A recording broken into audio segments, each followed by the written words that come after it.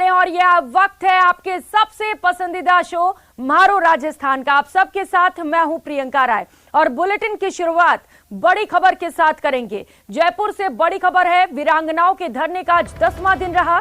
4 दिनों से पायलट के आवास के बाहर वीरांगनाएं धरना प्रदर्शन कर रही हैं। धरने में सांसद किरोड़ी लाल मीणा भी शामिल है। वीरांगनाओं ने नौकरी की मांग की है। उनका कहना है कि जब तक न्याय नहीं मिलेगा तब तक धरना प्रदर्शन जारी रहेगा। वे सभी मुख्यमंत्री अशोक गहलोत से मुलाकात करना चाहती हैं।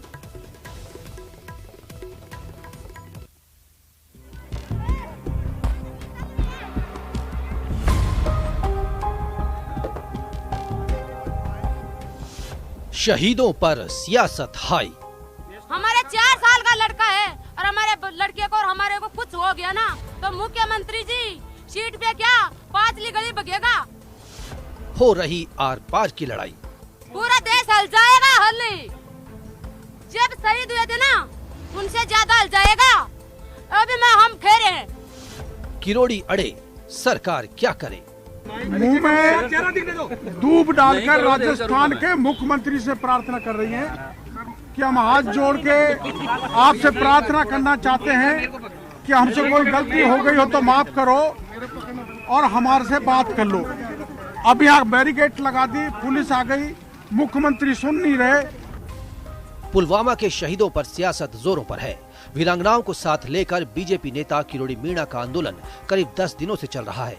4 दिनों से जयपुर में सचिन पायलट के आवास के बाहर शहीद परिवारों का धरना जारी है। किरोड़ी इन वीरांगनाओं के साथ डटे हुए हैं। वो आर पार की लड़ाई के मूड में हैं। उन्होंने साफ कर दिया है कि जब तक मांगे नहीं मानी जाएगी उनका धरना जारी रहेगा। किरोड़ी अड़े हुए हैं और कह रहे हैं कि अगर घी सीधी उंगली से नहीं निकला तो अंगुली टेढ़ी करनी पड़ेगी। ऐसे अंगुली डालते हैं तो घी निकलता नहीं, थोड़ी ऐसी करते हैं जब भी नहीं निकलता, यूं करते हैं जब पूरा निकल जाता है। तो अभी यूं करना बाकी है, घी निकाल लेंगे। ये मैं कह रहा हूं आपको, सीधी उंगली नहीं पूरी तरह से टेढ़ी उंगली करेंगे तो ये भी तीनों जानती है घी को निकाल लेंगे। मैं कह रहा हूं घी निकाल के जाएंगे। उधर परिजनों को नौकरी की मांग पर वीरांगनाएं भी अड़ी हुई हैं। अदालत चौराहे में मुझे चाहती हूँ मैं। हमने कॉलेज चाहिए, देवर के लिए नौकरी चाहिए। हमारे पति की नौकरी है, मैं किसी को भी दिलाऊं।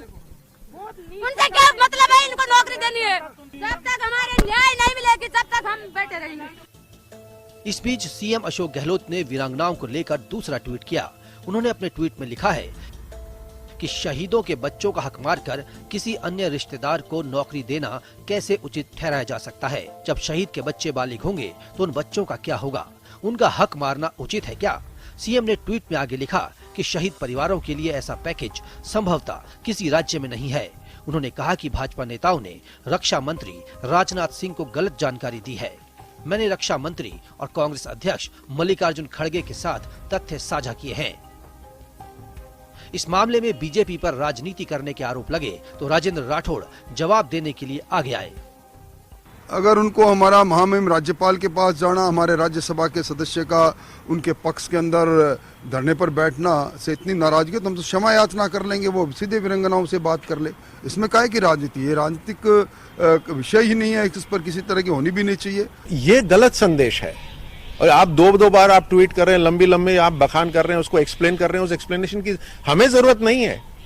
उस परिवार के साथ बैठने की जरूरत है, उस परिवार को इज्जत देने की जरूरत है, उस परिवार का पालन पोषण करने की जरूरत है। दोपहर होते होते मामला और गर्मा गया जब वीरांगनाओं के साथ किरोड़ी मीणा ने सीएम आवास पर कूच कर दिया, लेकिन पुलिस ने इन्हें रोक लिया। तब किरोड़ी ने वीरांगनाओं को दूब सौंपी। दूब मुंह में रखकर वीरांगनाओं ने सीएम से मिलने जाने के लिए रास्ता मांगा। मुंह में दूब डालकर राजस्थान के मुख्यमंत्री से प्रार्थना कर रही हैं कि हम हाथ जोड़ के आपसे प्रार्थना करना चाहते हैं कि हमसे कोई गलती हो गई हो तो माफ करो और हमारे से बात कर लो। अब यहाँ बैरिकेड लगा दी, पुलिस आ गई, मुख्यमंत्री सुन नहीं रहे। मुख्यमंत्री बार बार ट्वीट करके जले पे नमक छिड़क रहे हैं, वीरांगना का अपमान कर रहे हैं। वीरांगना का अपमान केवल राजस्थान नहीं, पूरा देश बर्दाश्त नहीं करेगा। इस बीच वीरांगनाओं की पुलिस से नोकझोंक हुई। आखिरकार पुलिस की सख्ती के कारण किरोड़ी और वीरांगनाएं वापस धरना स्थल पर लौट आईं। सरकार के अपने तर्क हैं, वीरांगनाओं की अपनी मांगे हैं और बीजेपी की अपनी सियासत। लेकिन किरोड़ी के तेवर को देखते हुए ये धरना सरकार के लिए एक बड़ी चुनौती जरूर बन गया है।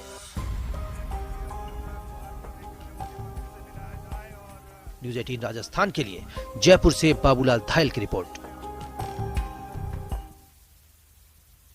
और करेंगे अगली खबर का। प्रदेश में बेमौसम बारिश और ओलावृष्टि से किसानों की एक बार फिर से कमर टूट गई है। फसलों से हुए नुकसान को लेकर सरकार ने संवेदनशीलता दिखाते हुए सीएस ने संभागीय आयुक्त और जिला कलेक्टर्स को गिरदावरी के निर्देश दिए हैं। आइए देखते हैं ओलावृष्टि से हुए नुकसान पर यह खास रिपोर्ट।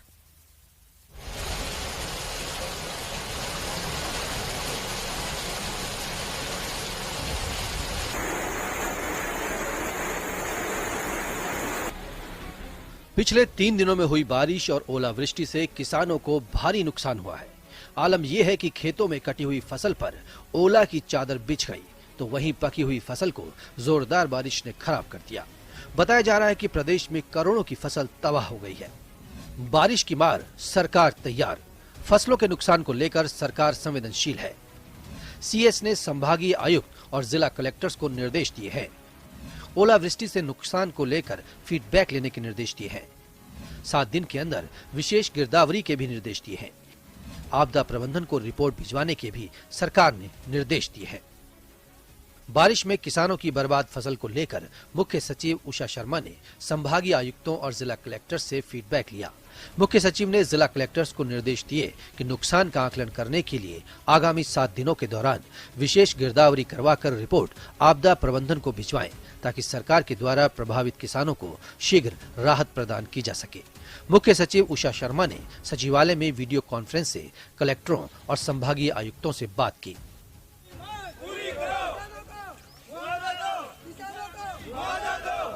फसलों से हुए नुकसान को लेकर भाजपा ने जालोर में प्रदर्शन किया। भाजपा ने किसानों को विशेष पैकेज दिलवाने की मांग करते हुए जमकर नारेबाजी की। किसानों का कहना है कि बरसात से सबसे ज्यादा नुकसान इसबगोल की फसल को हुआ है, जो लगभग 90% बर्बाद हो गई है। इसके अलावा जीरा, सरसों, अफीम और गेहूं की फसल का भी नुकसान हुआ है, जिसकी लागत करोड़ों में आंकी जा रही है। ओलावृष्टि से करोड़ों की फसल तबाह हुई है। विशेष पैकेज के लिए भाजपा ने नारेबाजी की। ओलावृष्टि से इसबगोल की 90% फसल बर्बाद हो गई। जीरा, सरसों, गेहूं की 50% फसल नष्ट हो गई। जमीन पर बिछ गई अफीम की फसल। जालौर जिले में इन दिनों ओलावृष्टि व बारिश की वजह से किसान पूरी तरीके से बर्बाद हो चुके हैं। इसी को लेकर भारतीय जनता पार्टी आज सांचौर व जालौर में उपखंड कार्यालय के सामने धरना प्रदर्शन करके अपनी मांगे को लेकर प्रदर्शन किया जा रहा है। हमारे साथ भाजपा के जिलाध्यक्ष है। जिलाध्यक्ष जी, क्या मांगे और आज के ज्ञापन में क्या मुख्य डिमांड बीजेपी की मांगे हमने आज रखी है? उसके अंदर सबसे पहले तो गिरदावरी की जाए, वो भी सार्वजनिक स्थान पर, क्योंकि जो कर्मचारी गिरदावरी करते हैं, पटवारी वगैरह, उसके अंदर बहुत भेदभाव होता है और हमेशा हमने देखा है किसानों के साथ, छोटे किसानों के साथ बहुत अन्याय करते हैं। दूसरी हमारी मांग है बीमा राशि का 25% 15 दिन के अंदर भुगतान किया जाए। तीसरी हमारी मांग है आपदा कोष से राज्य सरकार और केंद्र सरकार दोनों आपदा कोष से दोनों तरीके के इनको आपदा की जो राशि वो तुरंत जारी की जाए। जालोर ही नहीं, झालावाड़ और सिरोही में भी ओलावृष्टि से बहुत ज्यादा नुकसान हुआ है। बेमौसम बारिश अफीम, धनिया, मसूर, चना पर काल बनकर आई है। तेज अंधड़ से फसल आड़ी तिरछी हो गई, तो ओले गिरने से फसलों की दानेदार बाल टूट गई, जो अब किसी लायक नहीं रही। गत दिनों में झालावाड़ में बेमौसम बरसात, लगातार हवा और ओलावृष्टि के कारण झालावाड़ जिले की सभी तहसीलें जैसे रायपुर, सुनेल, पिड़ावा, इकलेरा, मनोर थाना, खानपुर, सारोला और पचवाड़ में ओलावृष्टि के कारण किसानों की संपूर्ण फसलें नष्ट हो गई हैं। और गेहूं में देखें तो 50% नुकसान है और धनिया संपूर्ण नष्ट हो गया है। बदरंग होने के कारण धनिया के उत्पादन और गुणवत्ता में काफी अंतर आएगा। बहरहाल सरकार ने अधिकारियों को फसलों के नुकसान का सर्वे करने के निर्देश समय सीमा के अंदर दिए हैं, लेकिन ये सर्वे किसानों के जख्मों पर मरहम का किस तरह से काम कर पाते हैं, ये तो समय ही बताएगा। News 18 Rajasthan, bureau report. तो वही प्रदेश में किसान कर्ज माफी के मुद्दे को लेकर लगातार कांग्रेस और बीजेपी आमने सामने है। मुख्यमंत्री अशोक गहलोत ने इस बार बजट में कर्ज में डूबे किसानों को राहत देने के लिए किसान रिलीफ फंड बनाने की घोषणा की, लेकिन इसके विपरीत राजसमंद जिले में कर्ज में डूबे किसानों से वसूली के लिए भूमि विकास बैंक की ओर से उनकी जमीनों को नीलाम करने के लिए नोटिस जारी किए जा रहे हैं। सहकारिता मंत्री उदयलाल अंजना ने जहां इसे विभागीय गफलत बताया है, तो वहीं बीजेपी अब कांग्रेस पर हमलावर है।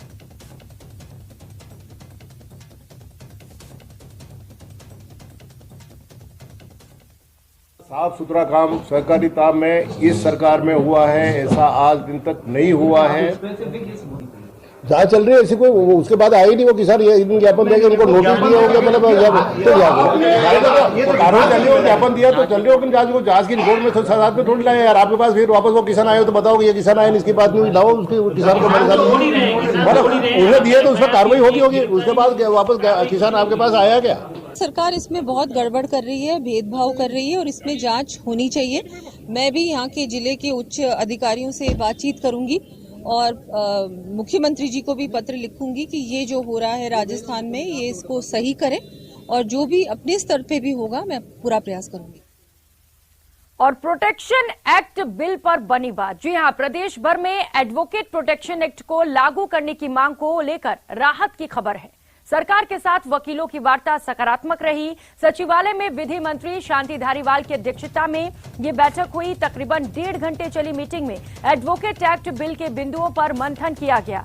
बार काउंसिल की ओर से भेजे गए एडवोकेट प्रोटेक्शन एक्ट पर अधिवक्ता समिति के पदाधिकारियों ने सहमति जताई है। बैठक में राज्य सरकार ने 15 मार्च को एडवोकेट प्रोटेक्शन एक्ट बिल को विधानसभा में पेश करने का आश्वासन दिया और 21 मार्च को एडवोकेट प्रोटेक्शन एक्ट को विधानसभा में पास करने की भी बात कही है। प्रोटेक्शन बिल के बाबत आज संघर्ष समिति के सभी जयपुर बार एसोसिएशन के और हाईकोर्ट बार एसोसिएशन के जितने पदाधिकारी हैं उनके साथ में आज हमारी मंत्रिमंडल उप समिति की बैठक हुई थी। तो उसमें यही तय किया गया कि प्रोटेक्शन बिल जो एज इट इज बना रखा है उसको वैसा का वैसा पास करवा दिया जाए। राजस्थान सरकार का कमिटमेंट था कि वो अपने मैनिफेस्टो में लेके आए थे कि एडवोकेट प्रोटेक्शन एक्ट यथाशीघ्र लागू किया जाएगा। उसकी परिणति आपको 21 तारीख को देखने की मिलेगी। प्रोटेक्शन एक्ट का ड्राफ्ट है वो ऑलरेडी क्या है कि बना हुआ है, सरकार ने बनाया था उसको, बार काउंसिल ऑफ राजस्थान है उसने अप्रूव करके भेजा हुआ है, इसलिए हमारे को क्या है कि उस पर कोई एतराज नहीं है। सभी ने मिल करके और इस चीज़ के ऊपर क्या है कि कहा, तो इस पर सरकार ने हमें ये बताया कि भाई 15 तारीख को हम हर हाल के अंदर इसको विधानसभा में रख देंगे। और संघर्ष समिति के सदस्यों की हुई वार्ता सफल रही। सरकार अपना वादा निभाने के लिए कटिबद्ध है। हम भी प्रतिबद्धता के साथ आंदोलन में अभी तक जुटे हुए हैं और कल जो सारी बातचीत हमारी आज यहाँ हुई है हम संघर्ष समिति के सामने उसको रखेंगे और जैसे संघर्ष समिति आगे निर्देश देगी उसके अकॉर्डिंग हमारा मूवमेंट जो है सही। और रुक लेते हैं इस बीच मिल रही बड़ी खबर का। टोंक से बड़ी खबर है, आरएलपी प्रमुख हनुमान बेनीवाल के खिलाफ परिवाद दर्ज किया गया है। टोंक शहर के कोतवाली थाने में यह परिवाद दर्ज हुआ है। वसुंधरा राजे को लेकर टिप्पणी करने के आरोप लगे हैं। बीजेपी नेता नीलिमा आमिरा ने इसे लेकर परिवाद दर्ज कराया है। तो आरएलपी प्रमुख हनुमान बेनीवाल के खिलाफ परिवाद दर्ज हुआ है। वसुंधरा राजे को लेकर बताया जा रहा है कि उन्होंने आपत्तिजनक टिप्पणी की है और इसी को लेकर ये जो परिवाद है वो दर्ज किया गया है। पुलिस पूरे मामले को लेकर जांच में जुटी है।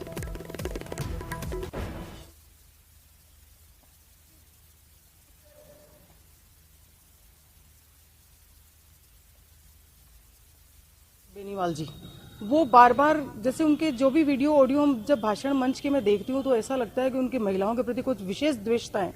उनके वीडियो में मैंने देखा, ऑडियो में देखा कि जो हमारे प्रदेश के सर्वोच्च पद पर रही एक ऐसी महिला, प्रतिष्ठित महिला माननीय वसुंधरा राजे जी, उनको वो नाम ले लेकर इतना बेइज्जत करते हैं, जिससे ऐसा लगता है कि उनके मन में इतनी कुंठा क्यों है महिलाओं के प्रति। जब एक ऐसी ताकतवर और मजबूत सशक्त महिला के प्रति वो नहीं चूकते हैं तो मैं समझती हूँ वो अपने आसपास की महिलाओं को क्या सपोर्ट करते होंगे और महिलाएं उनके पास कैसे, क्या उम्मीद से उनके पास आशा लेके जाएंगी कि वो महिलाओं को सशक्त करेंगे या महिलाओं को सपोर्ट करेंगे। और खबरों में आगे बढ़ेंगे। गढ़ पैलेस के म्यूजियम में हुई करोड़ों के एंटीक आइटम चोरी की वारदात का पुलिस ने खुलासा कर दिया है। पर्दाफाश करते हुए पुलिस ने अंतरराज्य गैंग के 2 बदमाशों को गाजियाबाद से गिरफ्तार किया है। पुलिस की टीमों ने तकरीबन 10 दिन तक 400 से अधिक सीसीटीवी फुटेज खंगाले और बदमाशों की लोकेशन ट्रेस कर वारदात का पर्दाफाश करने में सफलता हासिल की।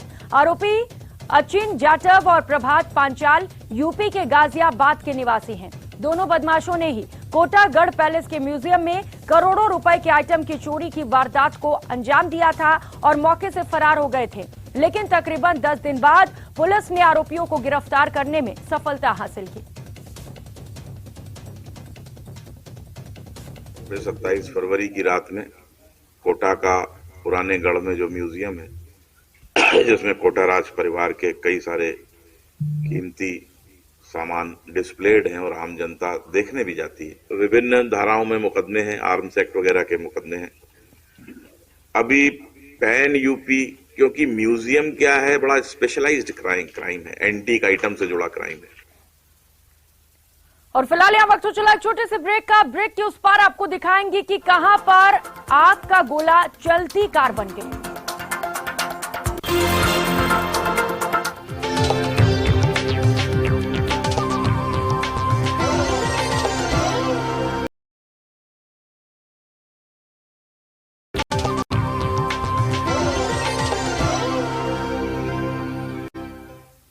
ब्रेक के बाद आप सभी का बहुत बहुत स्वागत है और रुक करेंगे इस बीच मिल रही बड़ी खबर का टोंक से। ये बड़ी खबर है जहां पर एक चलती कार अचानक से आग का गोला बन गई। आग लगने से कार पूरी तरह से जलकर राख हो गई। देवली में पनवाड़ मोड़ पर यह हादसा हुआ। कार में सवार लोगों ने किसी तरह से कूदकर अपनी जान बचाई। तस्वीरें आप देख पा रहे हैं जहां पर एक चलती कार अचानक से आग के गोले में तब्दील हो गई। हालांकि बड़ी राहत की बात यह है कि लोगों ने कूदकर अपनी जान बचा ली है। फिलहाल आग लगने के कारणों का खुलासा नहीं हो सका है। तस्वीरें आप देख पा रहे हैं किस तरीके से अचानक से एक कार में आग लग गई। हालांकि अभी यह खुलासा नहीं हो सका है कि आखिर इसके पीछे वजह क्या रही, लेकिन ये राहत की बात है कि लोग सुरक्षित हैं। जो लोग इस कार में सवार थे उन्होंने समय रहते कूदकर अपनी जान बचा ली।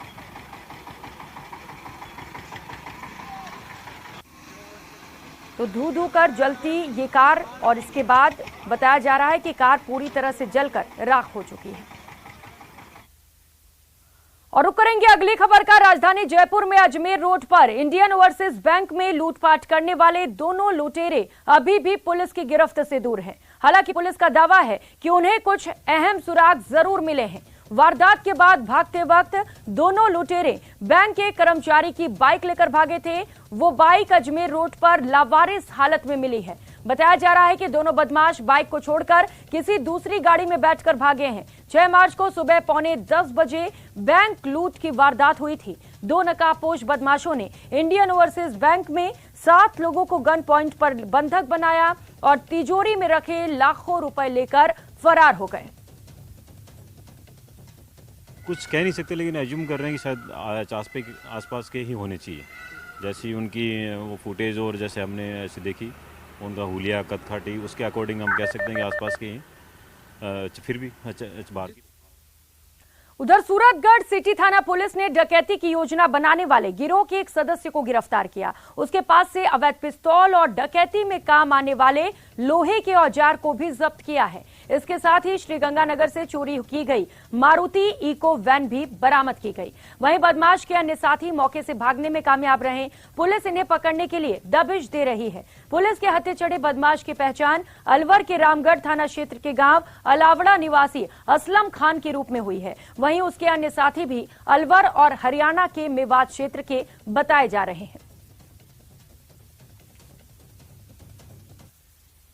और खबर अलवर से है, जहां पर बहरोड जेल में नेताजी द्वारा कैदियों के होली खेलने के फोटो सोशल मीडिया पर वायरल होने पर विवाद खड़ा हो गया। जेल में कुख्यात आरोपियों के साथ होली खेलने का मामला उजागर होने पर जेल अधिकारी बोले गलती हो गई। जिसके फोटो वायरल हुए हैं, मामले की जांच की जा रही है।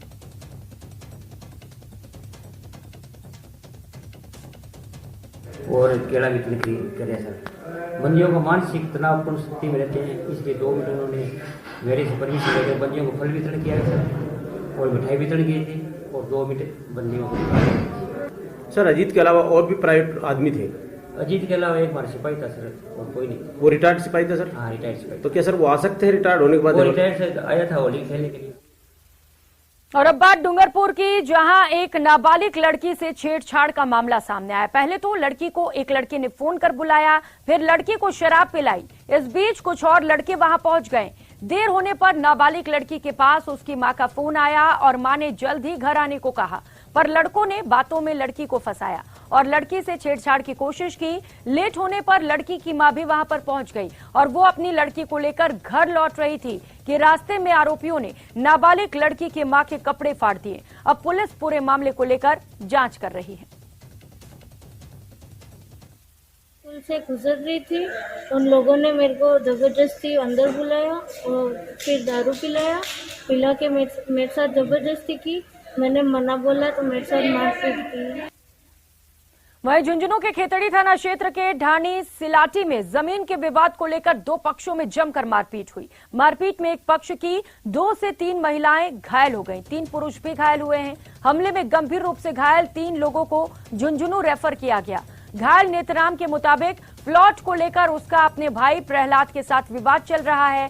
बृहस्पतिवार को जब प्रहलाद और उसके परिजनों को प्लॉट पर कब्जा करने से नेतराम ने रोका तो उन्होंने लाठियों और डंडों से हमला कर दिया। वहीं नेतराम के परिवार ने भी जवाबी कार्रवाई करते हुए हमले में जवाब दिया। इसमें कुल 5 लोग घायल हो गए।